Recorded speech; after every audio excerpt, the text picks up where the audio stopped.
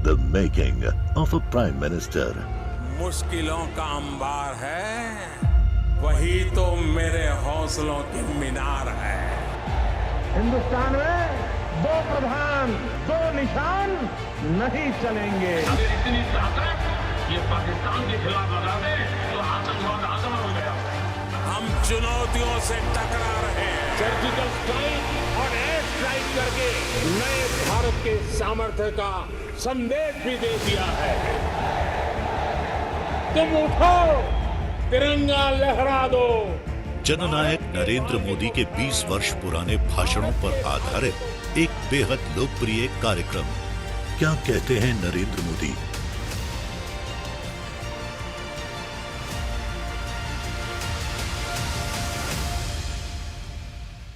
नमस्कार, मैं हूं आपके साथ पूजा यादव। आप देख रहे हैं हमारा खास प्रोग्राम क्या कहते हैं नरेंद्र मोदी, जिसमें आज आपको सुनवाएंगे पीएम मोदी का वो ऐतिहासिक भाषण जो उन्होंने 25 मई 2012 को मुंबई में दिया।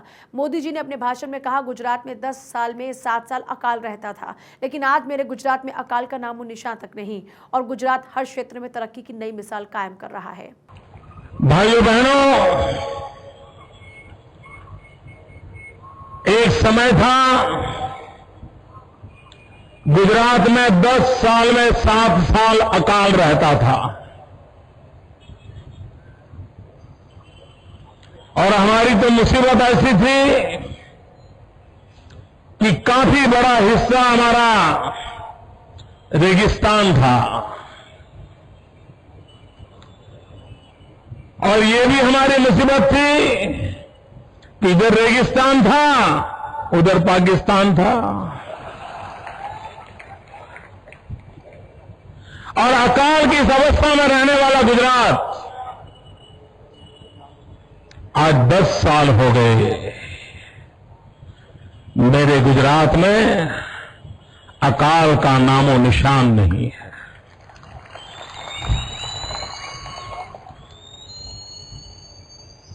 और उसका कारण है जल प्रबंधन के कारण।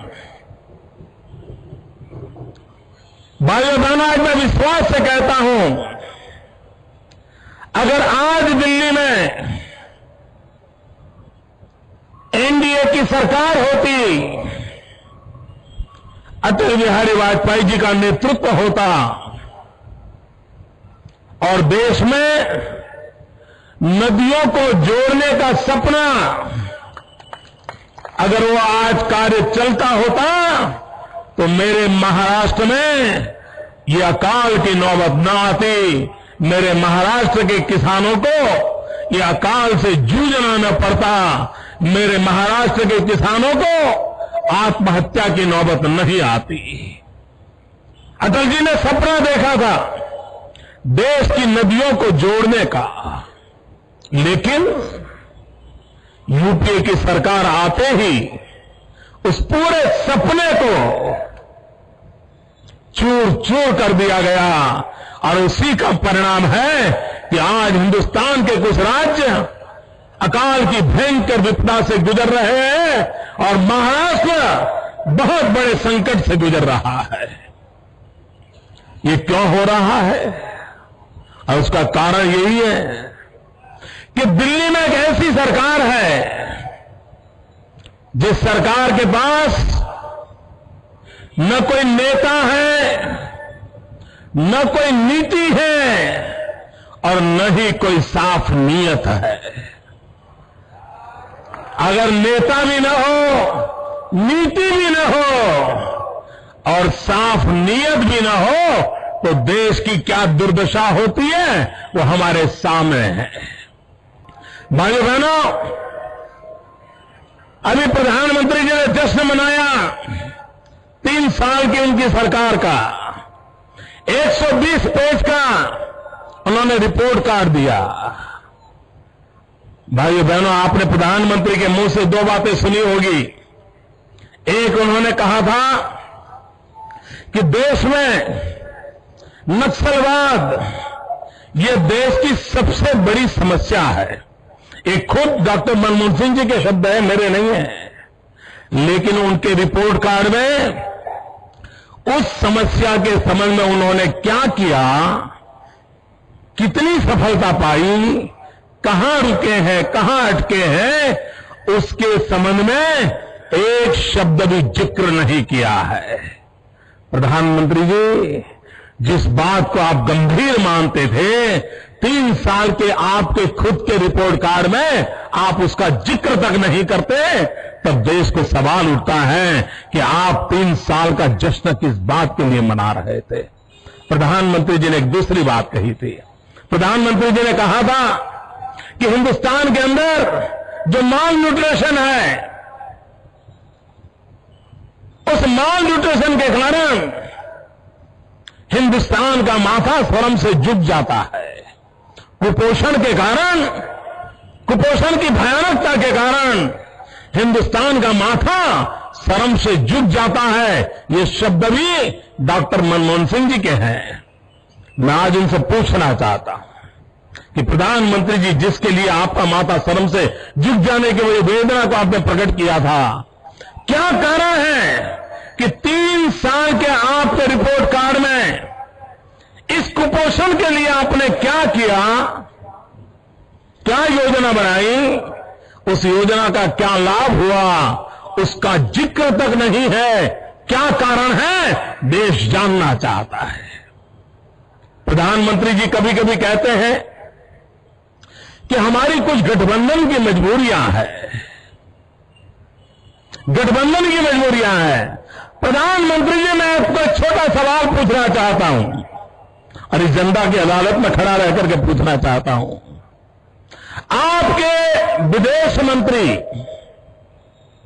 और विदेश मंत्री एक प्रकार से विश्व में हमारे देश की शान का प्रतिनिधित्व करते हैं, आपके विदेश मंत्री यूएन की सभा में खड़े होकर के दूसरे देश का भाषण पढ़ना शुरू कर दे, इसमें गठबंधन की कौन सी मजबूरी है? देश जानना चाहता है। आप कहते हैं गठबंधन की मजबूरी है, हम पूछना चाहते हैं। मैं प्रधानमंत्री को पूछना चाहता हूं कि केंद्र में मुख्य प्रधानमंत्री कांग्रेस पार्टी के हैं, केंद्र में डिफेंस मंत्री कांग्रेस पार्टी के हैं। आप हमें बताइए, देश की आजादी के बाद कभी भी दिल्ली में बैठी हुई सरकार को सेना के साथ कभी झगड़ा नहीं हुआ है। दिल्ली में बैठी हुई सरकार को कभी सेना के साथ विवाद नहीं हुआ है। वो कौन सी गठबंधन की मजबूरी है, जबकि डिफेंस मंत्री आपका कांग्रेस का है, जबकि प्रधानमंत्री कांग्रेस का है, और आज दिल्ली की सरकार लगातार सेना के साथ भिड़ रही है। ये कौन सी गठबंधन की मजबूरी है? प्रधानमंत्री जी, देश जानना चाहता है। आप कहते हैं नक्सलवाद का खतरा है, आप कहते हैं चीन घुसपैठ कर रहा है, आप कहते हैं अरुणाचल में हम जाते हैं तो चीन हमारे साथ हमेशा अंतर्राष्ट्रीय नॉर्म्स के खिलाफ व्यवहार करता है, ये सब कहते हैं आप। उसके बावजूद भी हिंदुस्तान का सेना नायक कहता है कि हमारे पास युद्ध के लिए बारूद नहीं है, हमारे पास आर्म्स नहीं है, एम्यूनिशन नहीं है। प्रधानमंत्री जी, कौन सी गठबंधन की मजबूरी है आपकी कि देश की सेना के पास बारूद न हो? कौन सी मजबूरी है आपकी कि जिसके कारण देश की सेना के पास आधुनिक शस्त्र न हो? सवाल बहुत सारे खड़े होते हैं। प्रधानमंत्री जी, दिल्ली में बैठी हुई कांग्रेस की सरकार, आपको जवाब देना पड़ेगा। भाइयों बहनों, मैडम सोनिया जी ने कहा कि प्रॉमिस नहीं चलेंगे, परफॉर्मेंस करना पड़ेगा। ये किसको समझा रहे थे भाई? इसका मतलब ये तो तय हो गया कि इतने साल वो प्रॉमिस ही करते रहे हैं, परफॉर्मेंस नहीं किया है। इंदिरा जी के जमाने से गरीबी हटाओ का प्रॉमिस से लेकर के अब तक वो प्रॉमिस ही प्रॉमिस करते रहे हैं, परफॉर्मेंस नहीं किया है। उन्होंने प्रॉमिस किए हैं और वोट बैंक की राजनीति की है। परफॉर्मेंस का तो नामो निशान नहीं है। भाइयों बहनों, मैं एक उदाहरण देना चाहता हूं। इस देश में गरीबों की भलाई के लिए 20 सूत्री कार्यक्रम चल रहा है, 1975 से चल रहा है, और जो भी सरकार आई सब सरकारों ने उसको कंटिन्यू किया है, किसी ने उसको खारिज नहीं किया।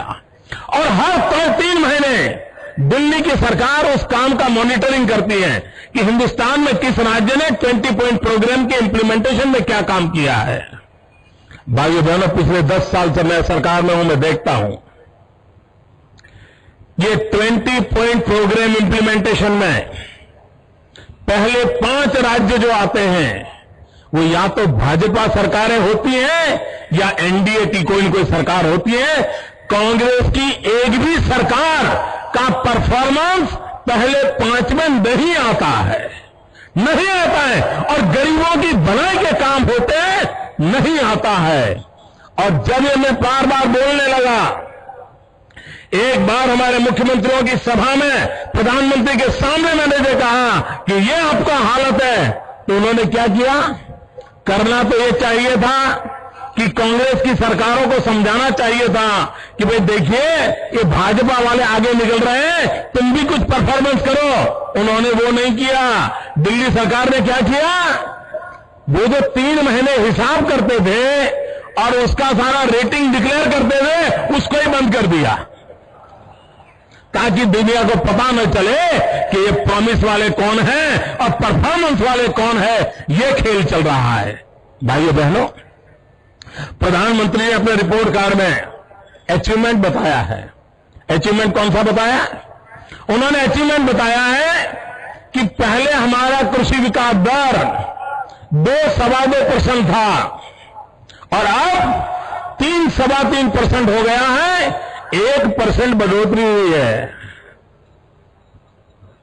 प्रधानमंत्री जी, ये सुनकर के हमें हैरानी हो रही है कि आप देश के सामने क्या रिपोर्ट कार्ड दे रहे हो।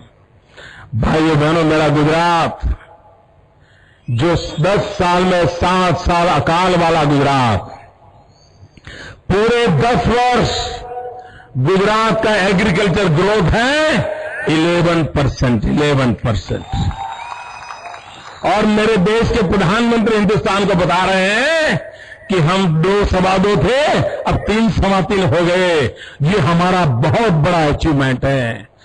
भाइयों बहनों, आप तय कर लीजिए कि आपको ये 2.25 से 3.25 चलने वाले लोगों से चलना है। देश डूब जाएगा, डूब जाएगा, जनता भूखी मरेगी। अगर कृषि विकास की ये हाल हुआ तो देश के इंसान को खाने के लिए अन्न नहीं मिलेगा, ये हालत होगी। ये तो कुछ राज्य हैं जो मेहनत कर रहे हैं और उसके कारण कुछ फसल पैदा हो रही है, देश का पेट भर रहा है। दिल्ली की सरकार नहीं कर पा रही है और कृषि मंत्री आपके महाराष्ट्र के हैं।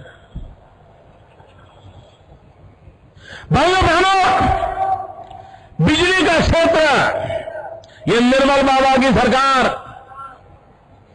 उन्होंने कहा था हम 50,000 मेगावाट बिजली का उत्पादन करेंगे और इस रिपोर्ट कार्ड में उन्होंने कहा है बड़े गर्व के साथ कि हमने 20,000 मेगावाट बिजली का उत्पादन किया।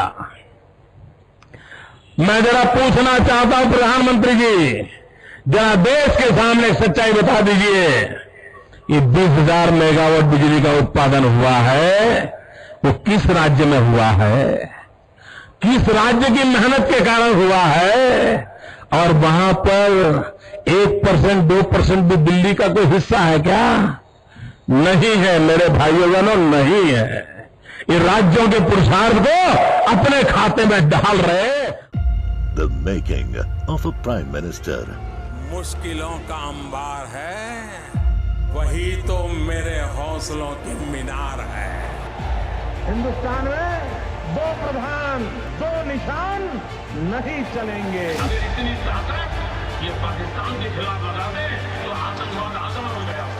हम चुनौतियों से टकरा रहे हैं। सर्जिकल स्ट्राइक और एयर स्ट्राइक करके नए भारत के सामर्थ्य का संदेश भी दे दिया है। तुम उठो, तिरंगा लहरा दो। जननायक नरेंद्र मोदी के 20 वर्ष पुराने भाषणों पर आधारित एक बेहद लोकप्रिय कार्यक्रम क्या कहते हैं नरेंद्र मोदी।